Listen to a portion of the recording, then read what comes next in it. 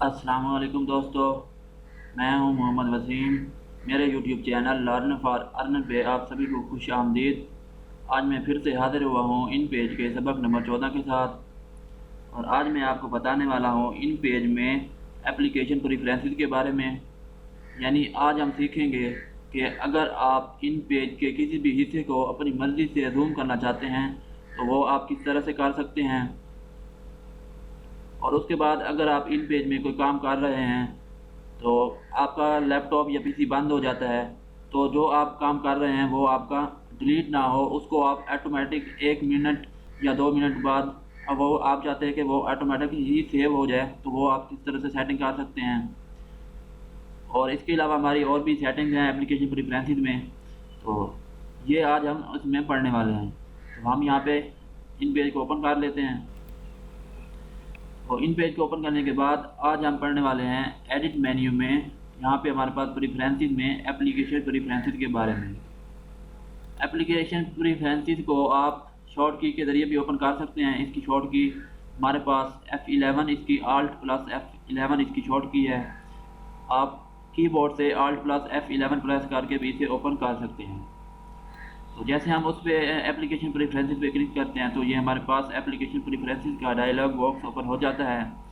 तो इसमें सबसे पहले हमारे पास जो आ जाता है एप्लीकेशन टाइप आ जाता है कि अगर आप एप्लीकेशन का टाइप चेंज करना चाहते हैं। अब ये एप्लीकेशन का टाइप कौन सा होता है कि आपको जो ये हमारा जो यहाँ पे आपको मास्टर बटन नज़र आ रहा है, यहाँ पे पेजेस नंबर होते हैं और यहाँ पे जो जूम वाली ये जो जगह है, इसको अगर आप राइट पे दिखाना चाहते हैं, आप चाहते हैं कि ये वाली साइड आपकी राइट पे चली जाए, तो उसको आप यहाँ पे एप्लीकेशन टाइप में चेंज कर सकते हैं। तो ये हमारा बाय डिफ़ॉल्ट पहले लेफ़्ट टू राइट होता है। तो अगर आप राइट टू लेफ़्ट करना चाहते हैं तो राइट टू लेफ़्ट पे क्लिक कर दें और ओके पे जैसे आप क्लिक करेंगे तो अभी आप ये देख सकते हैं कि जो हमारा मास्टर बटन था वो राइट साइड से आ रहा है। तो इस तरह से आप मास्टर बटन को राइट साइड पे ले आ सकते हैं, इसकी टाइप चेंज कर सकते हैं। और एडिट मेन्यू में प्रेफरेंसेस में हमारे पास दोबारा से एप्लीकेशन प्रेफरेंसेस में आ जाते हैं। तो इसको आप लेफ़्ट टू राइट ही रहने दें तो ये बेहतर है, क्योंकि ये इसकी बाय डिफ़ॉल्ट सेटिंग होती है। और उसके बाद हमारे पास आ जाती है नीचे एरो कीज़ मूवमेंट। अब एरो कीज़ मूवमेंट क्या होती है कि अगर आपने इन पेज की फाइल में कोई ऑब्जेक्ट या पिक्चर को सेलेक्ट किया हुआ है, इंसर्ट किया हुआ है, और उसको आप कीबोर्ड के एरो कीज़ की मदद से अप डाउन या लेफ़्ट राइट करते हैं, तो उसकी मूवमेंट कितनी होनी चाहिए कि वो कितना अप मूव होना चाहिए, कितना डाउन मूव होना चाहिए। तो हम ये देख लेते हैं सबसे पहले कि हमारे एरो कीज़ कौन से होते हैं। तो यहाँ पे ये जो आपको नज़र आ रहे हैं, यहाँ पे ये जो अप एरो डाउन एरो की है, ये हमारा ये ऊपर वाला हमारा अप एरो की होता है, और जो ये लेफ़्ट की तरफ जा रहा है ये हमारा लेफ़्ट एरो की होता है, और जो ये राइट की तरफ जा रहा है तो ये हमारा राइट एरो की होता है।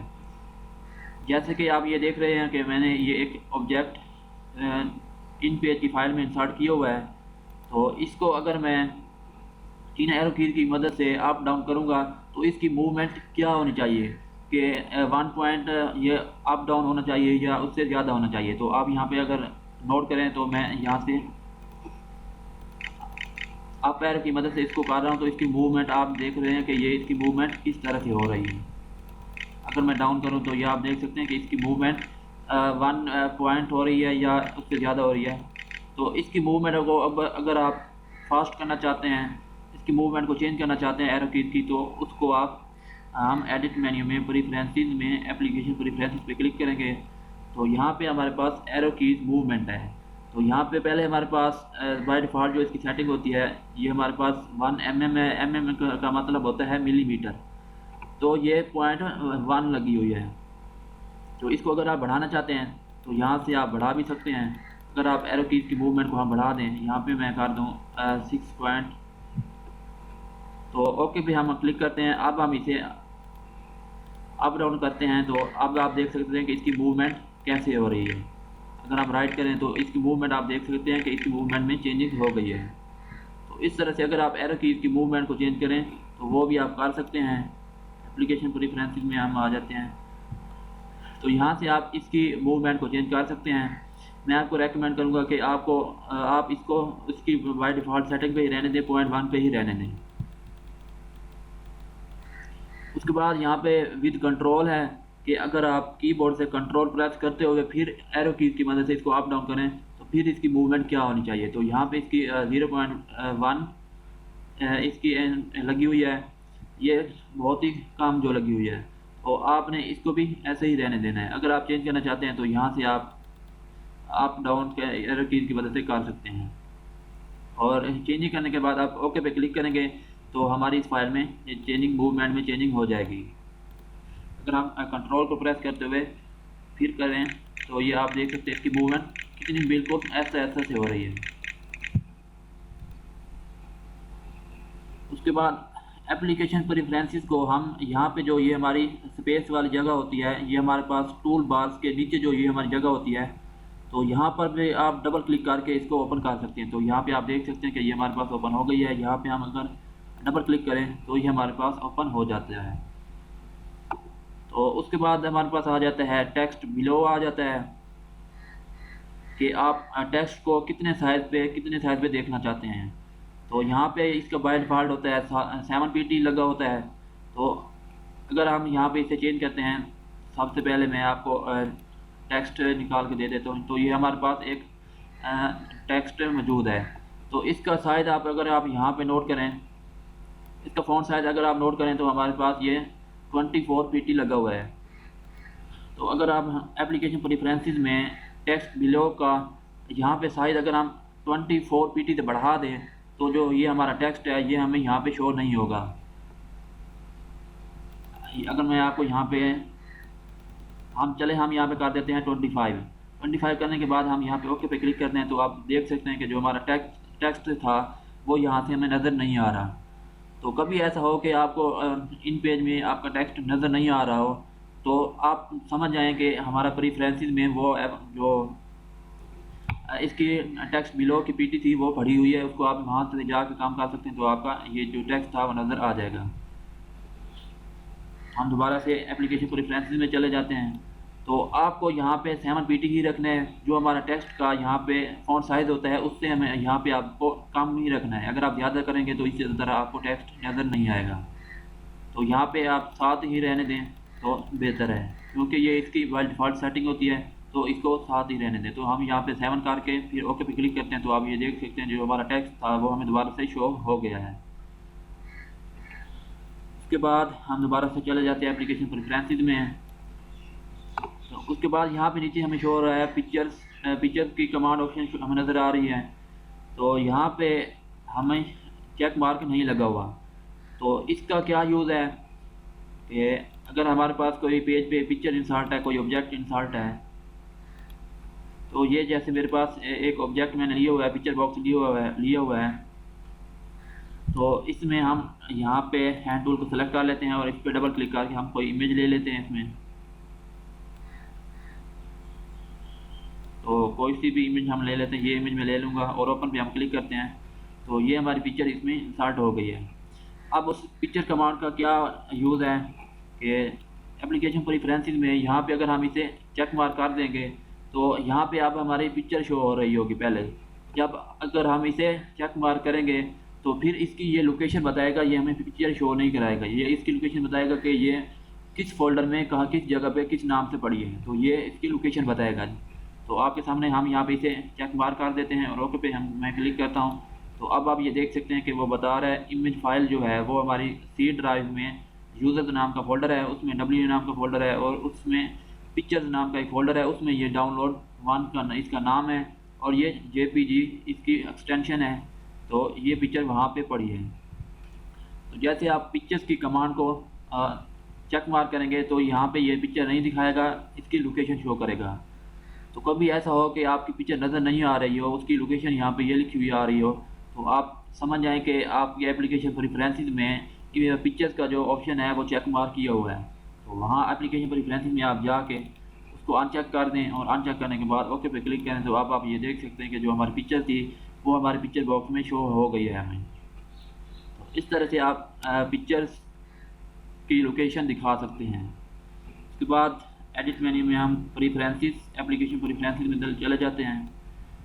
उसके बाद नेक्स्ट हमारे पास आ जाती है कि राइट बटन पे आप क्या दिखाना चाहते हैं। ये इसमें बहुत ही इंटरेस्टिंग कमांड है, क्योंकि जैसा कि मैं आपको यहाँ पे अगर हम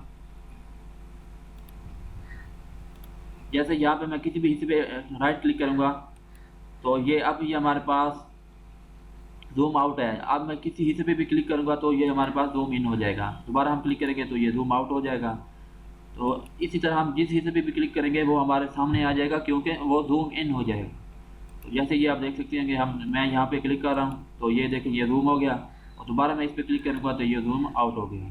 तो ये बहुत ही इंटरेस्टिंग कमांड है कि जब आप इसमें काम कर रहे होते हैं तो आप इसको जूम करना चाहते हैं तो सिर्फ राइट क्लिक करें माउस से तो ये हमें जूम हो जाएगा। तो अगर आप राइट बटन पे जूम इन या जूम आउट करना चाहते हैं तो वो आप कर सकते हैं, या अगर आप चाहते हैं कि अगर आप राइट क्लिक करें तो यहाँ पे आपको कोई कमांड्स शो हो जाएं तो वो आप भी सेटिंग कर सकते हैं। तो हम चले जाते हैं एडिट मेन्यू में एप्लीकेशन प्रेफरेंसेस में। तो यहाँ पे हमारे पास आ जाता है राइट बटन में, ये पहले मेरे पास जूम लगा हुआ है, मैं इसे जूम ही रखता हूँ। तो अगर आप चेंज करना चाहते हैं तो यहाँ पे जो हमारा डाउन एरो का की जो हमें शो हो रहा है तो आपने यहाँ पे क्लिक करना है। तो ये हमारे पास आ रहा है फ्लोटिंग मेन्यू आ रहा है और जूम आ रहा है। जब हम पहली दफ़ा इन पेज को इंस्टॉल करते हैं तो हमारे पास फ्लोटिंग मेन्यू बाय डिफ़ॉल्ट लगा हुआ होता है। फ्लोटिंग मेन्यू क्या है, हम फ्लोटिंग मेन्यू पे क्लिक कर लेते हैं और ओके पे हम क्लिक करते हैं। अब जैसे ये हमारे पास टेक्स्ट है, हम इसे सेलेक्ट करने के बाद इस पर राइट क्लिक करते हैं तो ये हमारे पास इसकी कमांड्स शो हो जाती हैं कि आप इसको जूम करना चाहते हैं, इंपोर्ट करना चाहते हैं, सेलेक्ट ऑल करना चाहते हैं या कट कॉपी क्लियर, तो ये इसकी कमांड्स आ जाती हैं।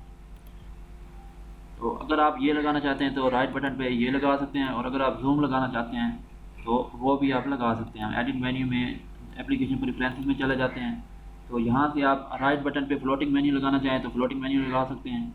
तो यहाँ से जूम लगाना चाहते हैं तो जूम लगाएं और ओके पे क्लिक करें। आप जैसे आप किसी भी हिस्से पे क्लिक करेंगे तो वो आपके पास जूम होता हुआ नज़र आ जाएगा।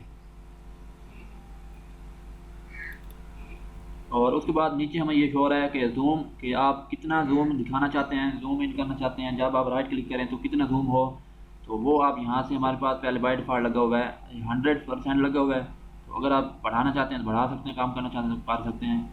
फर्ज किया पहले ये हमारे पास 100% था, तो हम यहाँ पे अगर मैं यहाँ पे कर दूँ 150 कर दूँ तो 150 करने के बाद हम ओके पे क्लिक करते हैं। अब मैं इस पर राइट क्लिक करता हूँ तो ये आप देख सकते हैं कि ये उससे भी ज़्यादा जूम हो गया। यहाँ पे आप नीचे देख सकते हैं कि ये 150% और जूम है। तो हम दोबारा इस पर क्लिक करेंगे तो दोबारा से ये जूम आउट हो जाएगा। अब आप यहाँ पे देख सकते हैं कि ये 47.1% जूम है। तो जैसे हम दोबारा से इस पर राइट क्लिक करते हैं तो ये फिर से जूम हो गया। तो इस तरह से आप इसकी जूम की परसेंट को भी बढ़ा सकते हैं। तो यहाँ से आप 100 ही रहने दें, क्योंकि 100 पे हमारा टेक्स्ट जो होता है, हमारे जो फाइल होती है वो सही नज़र आती है। तो हमें इसे 100 पे ही रखना होता है। ओके पे क्लिक कर दें। अब हम राइट पे क्लिक करेंगे तो अब ये देख सकते हैं कि हमें 100 पे ये शो हो रहा है। यहाँ पे हम क्लिक करते हैं तो यहाँ पे अगर आप जूम बार पे नोट करें तो ये हमें 100% ही इसकी जूम जो है वो नज़र आ रही है।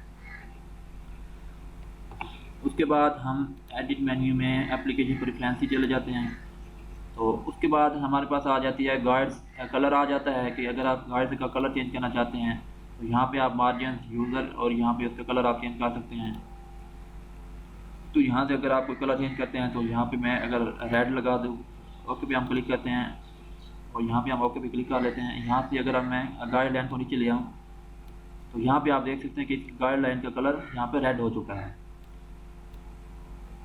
तो इस तरह से आप अगर गाइडलाइन का कलर चेंज करना चाहते हैं तो वो भी आप यहाँ से कर सकते हैं। उसके बाद नीचे ये लॉग फाइल, इसको आप रहने दें, ये इसका यूज़ हम नहीं करेंगे। उसके बाद यहाँ पे नीचे आ जाता है drag drop text. Drag drop text क्या होता है? आप ड्रैग ड्रॉप टेक्स्ट हमारे पास जैसे ये हमारे पास टेक्स्ट लिखा हुआ है, यहाँ से हम हैंड टूल को लेके इसे सिलेक्ट कर लेते हैं और इसको अगर आप चाहते हैं कि बिना कॉपी पेस्ट किए, कट कॉपी किए, आप इसे माउस के ज़रिए क्लिक करते हुए एक इस जगह से उठाकर किसी और जगह ले जाना चाहते हैं तो ले जाएं, मूव करना चाहते हैं तो मूव कर लें, तो उसे हम ड्रैग ड्रॉप टेक्स्ट कहते हैं। तो हम यहाँ पे एप्लीकेशन प्रेफरेंसेस में आ जाते हैं। तो यहाँ पे अगर आप ड्रैग ड्रॉप टेक्स्ट देखें तो ये अनचेक है, तो ये बाय डिफ़ॉल्ट अनचेक ही होता है। अगर आप इसे चेक मार्क करना चाहते हैं तो हम यहाँ पे चेक मार्क कर देते हैं, ओके पे हम क्लिक करते हैं। अब हम इसे सेलेक्ट करते हैं और अब अगर हम यहाँ पे आप देख सकते हैं कि जो हमारा कर्सर था वो टेक्स्ट की बजाय ये हमारा एरो टूल में कन्वर्ट हो गया है। अब आप इसे यहाँ से सिलेक्ट करके किसी और जगह भी ले जा सकते हैं। तो यहाँ पे आप देख सकते हैं जैसे हम इस पर क्लिक करते हैं तो हमारा कर्सर का ये कॉपी हो जाता है। तो मेरे लैपटॉप में थोड़ा इशू है कि ये टेक्स्ट को ड्रैग ड्रॉप नहीं करता, तो इसलिए आप ये देख सकते हैं, नोट कर सकते हैं कि ये ड्रैग ड्रॉप नहीं कर रहा है। तो आप जैसे इस पर यहाँ पे लेफ़्ट क्लिक करके माउस के ज़रिए तो किसी और जगह ले जाना चाहेंगे तो ये आप ले जा सकते हैं। तो इसको आप अनचेक ही करें, क्योंकि इस कमांड को ड्रैग ड्रॉप को हम कॉपी पेस्ट के ज़रिए भी यूज़ कर सकते हैं। तो यहाँ से इसे आप अनचेक ही कर दें तो हम ओके पे क्लिक करते हैं। अगर आपने किसी टेक्स्ट को किसी और जगह मूव लेकर जाना ही है तो आप उसको कट कॉपी कर सकते हैं। तो जैसे कि हम यहाँ पे इसके एप्लीकेशन प्रेफरेंसेस में हमारे पास राइट बटन पे जूम में लगा हुआ है, तो मैं यहाँ पे फ्लोटिंग मेन्यू कर देता हूँ। हम ओके पे क्लिक कर लेते हैं। अब हम इसे सिलेक्ट करते हैं और यहाँ पे हम राइट क्लिक करते हैं तो हमारे पास ये इसकी कमांड्स आ जाती हैं। अगर हम इसे यहाँ से कट करना चाहते हैं, हम चाहते हैं कि इसे यहाँ से ख़त्म करके किसी और जगह ले जाया जाए, तो आप यहाँ पे कट पे क्लिक करेंगे। या आपने यहाँ पे हमने पढ़ा था कि आप कीबोर्ड से कंट्रोल एक्स की कमांड को यूज़ करते हुए इसे आप कट कर सकते हैं। तो हम कट पे क्लिक करते हैं तो आप ये देख सकते हैं कि ये हमारा टेक्स्ट यहाँ से कट हो गया। अब अगर आप यहाँ पे भी इसे मूव करना चाहते हैं यानी पेस्ट करना चाहते हैं तो आप वहाँ पे पेस्ट कर सकते हैं। तो यहाँ पे हमें पेस्ट करना है तो हम यहाँ पे राइट क्लिक करेंगे तो हम यहाँ पे पेस्ट पे क्लिक करके इसे हम पेस्ट कर सकते हैं। या आप कीबोर्ड से हमने शॉर्ट की पड़ी थी इसकी Ctrl+V आप प्रेस करेंगे तो ये यहाँ पे पेस्ट हो जाएगा। तो आप ये देख सकते हैं। तो बजाय आप के इससे ड्रैग ड्रॉप टेक्स्ट को चेक करें तो आप ये काम आप कॉपी पेस्ट करके भी आसानी से कर सकते हैं। तो उसके बाद नेक्स्ट हमारे पास है ऑटो सेव एवरी, के अगर आपने इन पेज में जो फाइल बनाई हुई है जो आप काम कर रहे हैं, तो अगर आप चाहते हैं कि ये ऑटोमेटिक ही 1 मिनट बाद या 2 मिनट बाद या आप 10 मिनट बाद, आप जितने मिनट बाद आप चाहते हैं कि ये ऑटोमेटिक सेव हो जाए, तो वो आप यहाँ से कर सकते हैं। यानी जैसे ये मैंने काम किया हुआ है तो अब ये मेरे पास फाइल, आप कह लें कि मेरे पास ये फाइल सेव नहीं पड़ी, तो मेरा अपना लैपटॉप अगर बंद हो जाता है, पीसी बंद हो जाता है, तो ये जो मेरा वर्क किया हुआ है ये ऑटोमेटिकली रिमूव हो जाएगा, ज़ाया हो जाएगा। तो इसको ज़ाया होने से बचाने के लिए तो आप यहाँ से हम एप्लीकेशन प्रेफरेंसेस में ऑटो सेव की कमांड को यहाँ पे हम चेक कर लेंगे, ऑन कर लेंगे। और यहाँ पे ये बता रहा है कि इसकी जो बाय डिफ़ॉल्ट लगा हुआ होता है कि ये कितने मिनट बाद ऑटोमेटिक सेव हो जाए, तो ये यहाँ पे हमारे पास 10 मिनट्स लगा हुआ है। तो आप यहाँ से बढ़ा भी सकते हैं, कम ज़्यादा कर सकते हैं। अगर आप चाहते हैं कि 1 मिनट बाद ये ऑटोमेटिक ही जो भी आप चेंजिंग करें वो सेव हो जाए, तो यहाँ पे आप 1 लिखेंगे और 1 लिखने के बाद ओके पे क्लिक करेंगे तो अब ये कमांड्स ऑन हो जाएगी। अब हर 1 मिनट के बाद जो भी आप चेंजिंग इसमें करते रहेंगे वो ऑटोमेटिक ही सेव होती रहेगी। तो इस तरह से अगर आपका पीसी बंद भी हो जाता है, लैपटॉप बंद भी हो जाता है, तो आपका जो वर्क था वो सेव मौजूद होगा। तो एक तो ये एक ऑटो सेव एवरी की ये एम कमांड हो गई, इसको भी आप लाजमी से यूज़ कर सकते हैं। उसके बाद यहाँ पे हमारे पास आ जाता है मेंटेन आ जाता है। मेंटेन क्या है कि अगर आपकी इन पेज की फ़ाइल ख़राब हो जाती है, यहाँ पे शो नहीं हो रही होती या कोई और मसला इशू आ रहा होता है, तो इसकी आप एक बैकअप फ़ाइल होती है जो मेंटेन से हम यहाँ पे होती है, मेंटेन से इसकी बैकअप फ़ाइल होती है। तो उसके ज़रिए आप उसकी बैकअप फ़ाइल को यहाँ पे इन पेज में ओपन करके चेंजिंग कर सकते हैं, दोबारा से सेव एज करके उसे न्यू नाम दे सकते हैं। तो अगर आप इसका बैकअप एक फ़ाइल का बैकअप बनाना चाहते हैं तो यहाँ पे आप 1 करेंगे। अगर आप जितनी फाइल का बैकअप बनाना चाहते हैं तो वो आप यहाँ पे नंबर दे देंगे। तो यहाँ पे फ़िलहाल मेरे पास कोई बैकअप फ़ाइल नहीं पड़ी। तो अगर आप कोई भी आपकी फ़ाइल ख़राब हो जाती है तो उसकी आप बैकअप फ़ाइल को चेक करके उसके में दोबारा से एडिट करके उसे सेव एज़ कर सकते हैं। तो अगर आपके पास बैकअप फ़ाइल होगी तो मैं यहाँ पे अपने पीसी में चेक कर लेता हूँ कि कोई बैकअप फ़ाइल इसकी है या नहीं।